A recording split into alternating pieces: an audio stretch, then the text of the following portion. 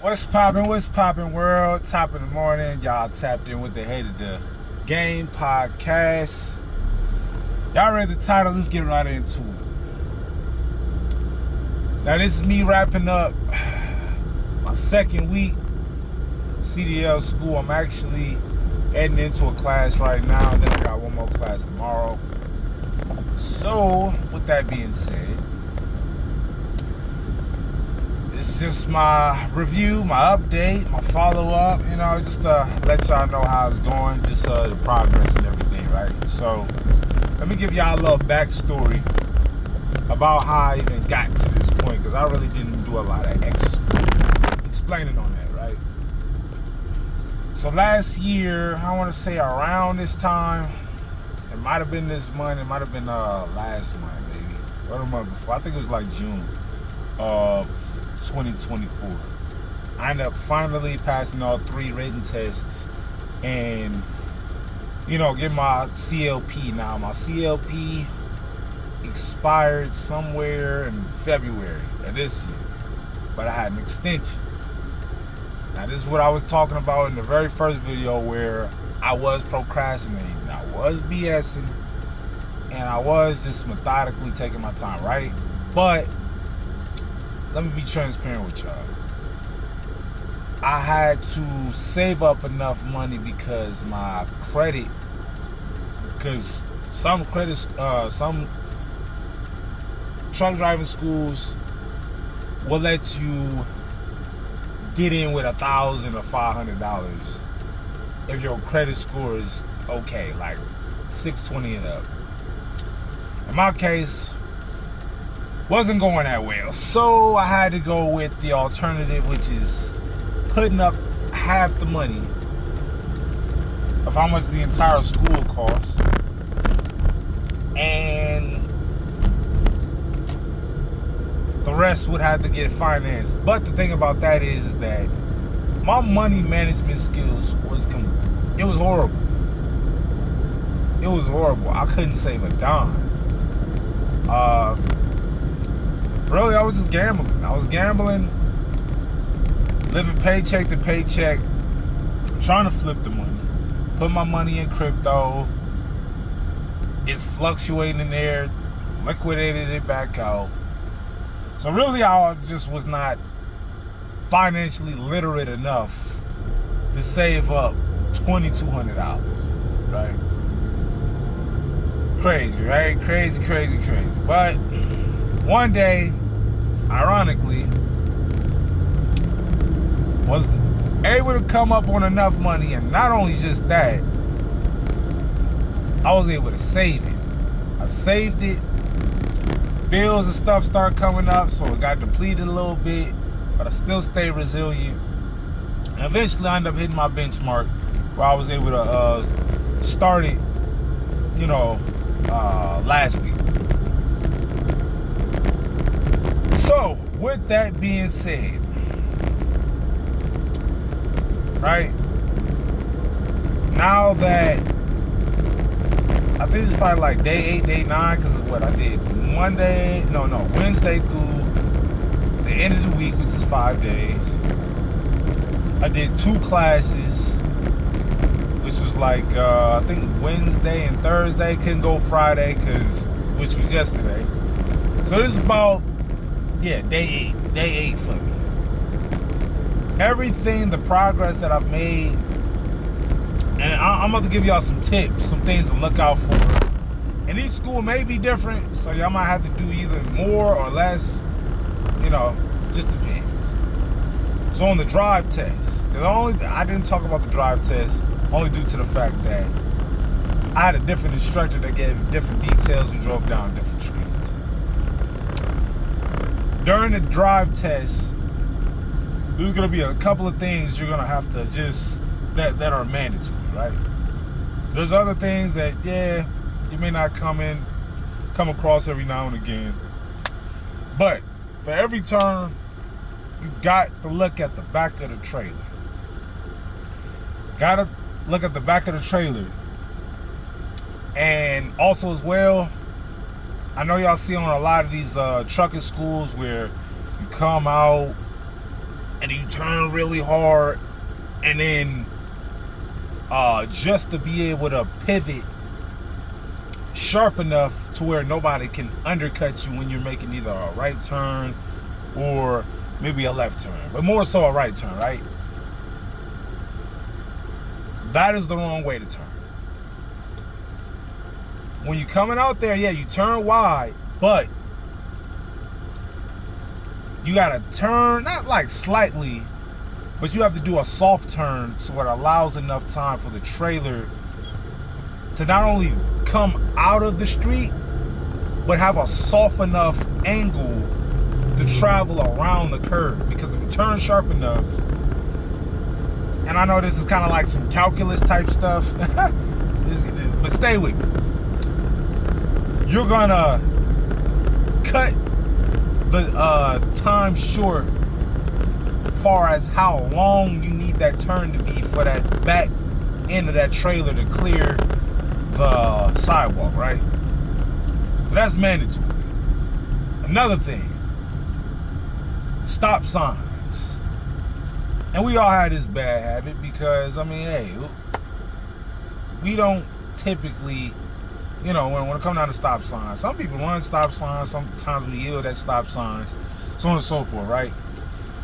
Some people come to a complete stop at stop signs. But despite all that, we have to stop behind the stop sign. Have to stop behind the stop sign. If you stop ahead of the stop sign, could mark you as a point. Just because, you know, if you're driving this big regulated vehicle, this big commercial regulated vehicle, you have to be very attentive to detail, right? And then the third thing, you know when y'all be on the freeways and y'all coming out the exit, and in the exit lane, there's a small little exit mile per hour indicator, right? So you're going 65, you sit up there, you see your exit, and you merge onto your exit. And right ahead, because most exit has a turn to turn off the freeway, right? There's either a light pole or some kind of indicator, and right below it, there's a mile per hour sign as far as how fast you should be going getting off the exit. Most of the time, it would probably be like 35, 45, right? That right there, you have to come to that speed before you even get to that sign. Now, you should be slowing down, or when you get past the sign, you should be starting to slow down.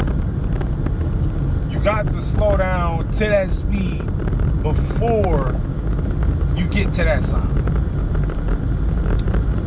And last but not least, and I know there's other things that you know, you gotta stay on top of. But when you're making turns into other lanes, when you're merging into other lanes, turn indicators have to stay on.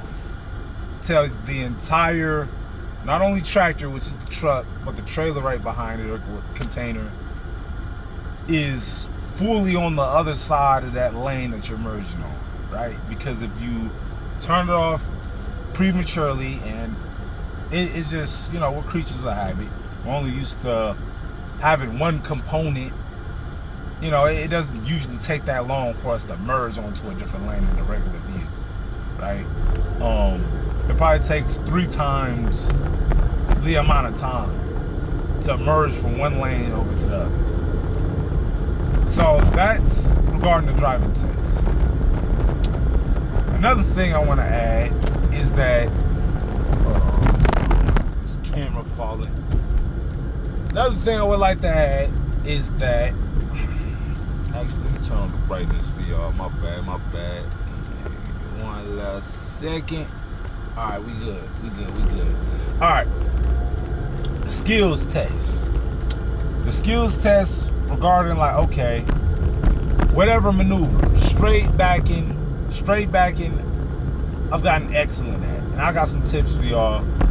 If y'all haven't even gotten to the school yet, straight backing, just some things to keep in mind, right? So they're gonna tell you, all right, here are these cones, straight, in a straight line. The tractor and trailer is in front, and your objective,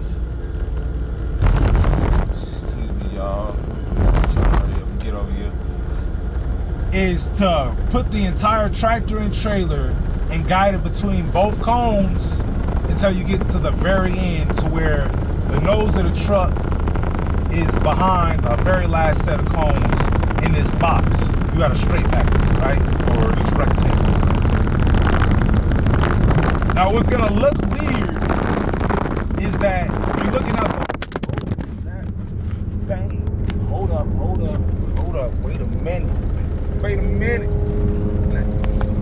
Let me finish. What up, y'all? My bad, y'all. Boy, this road going crazy. It's going crazy. All right, my bad, I'm bad, y'all. All right, so, where was I? The weird thing you're gonna be looking at is that when you're driving backwards, and when you pass the written test, there's a concept called off-tracking. Off-tracking happens only because when the tractor is pushing the trailer, let me just take this over here. I'm gonna just hold this in my hand, y'all, so I can talk to y'all straight up. When the tractor is pushing the trailer, due to that kingpin, it's always gonna be pushing either left or right.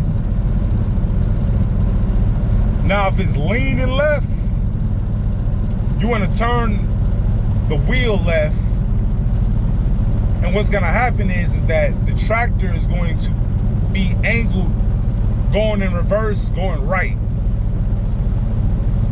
But that maneuver of the tractor going right, is going to push the trailer back left, or it's going to push it back right.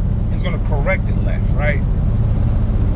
So if it's leaning or starting to go left, you want to straighten it up by making the tractor push it left in reverse for the trailer to go right. I know that sounds a little bit confusing, probably very confusing, but just to simplify, you always turn towards the problem. The problem is, if you can't see that right side and the left side sticking out more than the right side, you have to be able to identify it and turn accordingly, because if you don't catch it in time, the trailer's going to be so out of place. In order to get the trailer straight, you would have to turn the tractor so hard that, okay, you saved the trailer from hitting the cone, but the tractor ended up hitting the cone anyway because of the dramatic turn you had to make, right? Straight back in,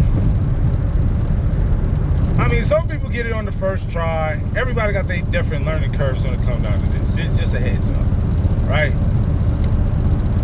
So the next thing is like, okay, if you parking in between a trailer, or you're doing offset parallel parking or whatever, which is a more difficult skill test, right? What you want to remember is, all right, straight backing can have a lot to do with keeping you straight, making sure you hit the angles, and so on and so forth. But the main thing you want to look out for are indicators, right? Indicators meaning that, are you paying enough attention to what the trailer is doing, what the tractor is doing, to determine how hard or how soft you should turn, right? I basically got the offset parking almost down. I got about 90% of it down. I just need a little bit of work on it. But for the most part, that's just something that, practice makes perfect. Some people get it on the first try. Some people got the IQ or the mechanics or the natural just knack for, just dimensions and angles and stuff like that. Great hand and eye coordination and stuff like that. So some people just get it on the first couple of tries. Me, I'm more so of my IQ is different, right? Like I think I have like more so of like an AI or a artificial intelligence IQ, where I'm not only understanding what I'm doing, but I have to understand why am I doing it. So therefore, I can create a philosophy that can apply to different aspects of driving, So I'm looking at where the trailer is at, where the tires are at, where the back of the trailer is at. All these different angles and dimensions. Once you grasp that concept, that philosophy, then you can do these maneuvers with a certain level of confidence, because there's certain indicators. All right, when I'm at this angle, or I'm at this cone, or I'm looking at this car, anything you want to pick up during this maneuver should be used as a reference point, right? The reference point of, when I get to this part, what should I do next? That's how I learn. I don't just do stuff or see it and I do it. Most of the time, it don't come to me that quick. I'm just gonna admit that to y'all, right? And I don't know, we just all have our different learning curves, but by and large, right? Doing the skills test just requires, at least for me personally, other people may be different, but for me personally, I have to look at certain reference points, certain indicators, so that way, not only that I got it down and I got lucky, but I understand the concept so that I can nail it every time. I can nail it every time without no mistake, no error. I can do it with confidence, because, the truck is always going to be the same size. The trailer is always going to be the same size. The cones which you go inside of is going to be the same dimension, size, space, area, right? So if you're looking at certain indicators and picking it up along the way, then you're creating a database. It's just kind of like driving itself, right? You know how much you need to turn. You know how much it takes for you to stop. You know how much space you need to give between each side of the lanes so you don't hit one car or the other car. And eventually your confidence builds up to where it becomes second nature. That's how this trucking stuff is, right? The more you do it, and if you're learning it and you're paying attention, it's eventually gonna be as easy as regular driving. Second nature, you feel me? So, and last but not least, the infamous air brake test, right? Here's my paper right here, right? I'll just put it up to the school and everything. That might be a little bit in reverse, but here's the air brake test, right? All this stuff, I'll just simplify it for you, because the language in the air brake test may be different for each school. But when you're looking at like the components, the inside components, when you're doing like the in-cab pre-trip and stuff like that, you have to make sure your turn signals is good, right? Four-way flashers, high beams, side mirrors, windshields, windshield wipers, defroster, heater, seat belt. What else? What else am I missing here? Because obviously, the components inside of a car is different from the cab and stuff like that. If it latches, unlatches when you're coming into the cab, this is probably the most important part, because you could fail just right off the strength on any of these tests. Always use 3 points of contact. Don't jump out, don't hop out. It don't matter what you know, how well you know it. you hop out of any truck, any school, automatic fail. Don't do it. Just get in the habit. Even if you're a big guy like me, that's athletic and that can just hop off the truck, don't even put it into a habit where you know, let me see. Nah, they ain't moving no trucks. Don't even get in the habit of, oh yeah, I won't get hurt. You know, don't it's not even worth it. But yeah, the air brake test is very attentive to detail. You have to understand the names of the tests and describing the tests while you're doing the test simultaneously and explaining what should be happening while you're manipulating and doing the functions and stuff like that, right? So air brake test, you know, like I said, is with all the other different things you have to do as far as the pre-trip and driving. Repetition. You pay attention and you keep trying at it. They'll stick in there. It'll be second nature. So about to start my class, y'all. That's my second week update for y'all. So tap in, man. I'm gonna have another one for y'all next week. I'm up out of here.